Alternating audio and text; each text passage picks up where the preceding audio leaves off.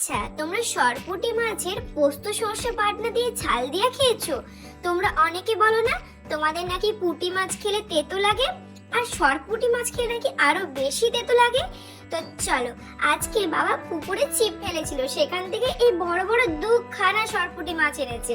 তো ভাবলাম আজকে সরপুঁটি মাছকে পোস্ত সর্ষে দিয়ে একদম রসিয়ে কষিয়ে ঝাল দিয়া করবো। আর এই দেখো, সরপুঁটি মাছের কাটার পর দেখলাম না পেট থেকে বেশ খানিকটা ডিম দিয়েছে। আর যখন মাছগুলোকে তুলেছিল তখন তো বুঝতেই পারেনি বাবা যে পেটে ডিম ছিল, নাহলে মাছগুলোকে ছেড়ে দিত। এই মাছ থেকে আর কত মাছ না হতো। তো এইদিকে একটা ভুল যেমন হয়েছে, তেমন এইগুলো কিন্তু খেতে হেব্বি টেস্টি লাগবে। তার জন্য সবার ফার্স্টে নুন হলুদ মাখিয়ে মাছগুলোকে রেখে দিলাম। আর এইদিকে পেঁয়াজ, টমেটো, আদা, রসুন, লঙ্কা আর দিয়ে দেবো এখানে সর্ষে আর পোস্ত।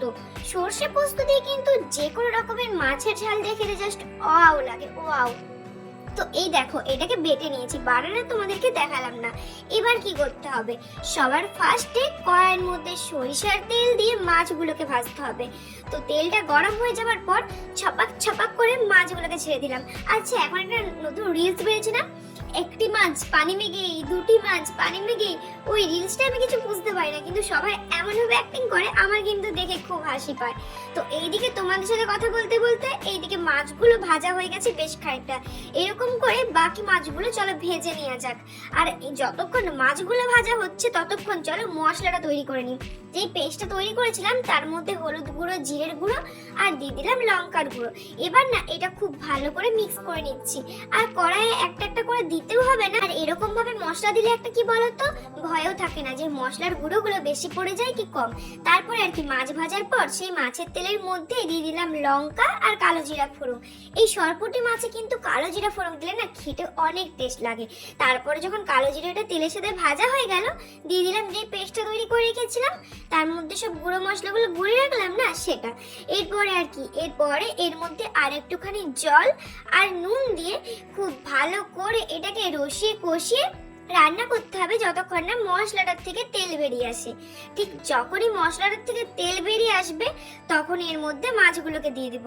আর এই দেখো, মশলার থেকে তেল বেরিয়ে এসছে, এখন একটু জল দিয়ে দিলাম। আর জলটা ফুটে এলে মাছগুলোকে দিয়ে দেবো। আর মাছগুলো দিয়ে দেওয়ার পরে তৈরি হয়ে যাবে সরপুঁটি দিয়ে পোস্ত সরিষার ঝাল দিয়ে। তোমাদের এই সরপুঁটি মাছের রান্নাটা কেমন লাগলো জানিও। আর একটা কথা আমাকে জানিও তো, তোমরা কি এই সরপুঁটি মাছ এখন পাও? আমি বাজার গেলে এক দুবার দেখতে পাই, কিন্তু এই সরপুঁটি মাছ খেতে এত ভালো লাগে না, খুব ভালো করে রান্না করলে তেতেও লাগে না, আর খেতে কিন্তু অনেক টেস্ট লাগে। আর যখন মাছটা কষাচ্ছিলাম তোমরা তো দেখলে অল্প চিনি আর দিয়ে দিয়েছিলাম কাঁচা লঙ্কা, আর উপর থেকে ছড়িয়ে দিয়েছিলাম চিনি। বাস, সরপুঁটি মাছের ঝাল দেওয়া রেডি। এখন আমি সরপুঁটির এই ঝাল দেওয়াটা করে ভালো করে ভাত খাই। আর তোমরা কিন্তু অবশ্যই আমার চ্যানেলটা সাবস্ক্রাইব করে যেও। আর আমাকে কিন্তু কমেন্টে অবশ্যই জানিও আমি এই রেসিপিটা কেমন ভাবে তোমাদের কাছে প্রেজেন্ট করেছি, ভালো লাগলো।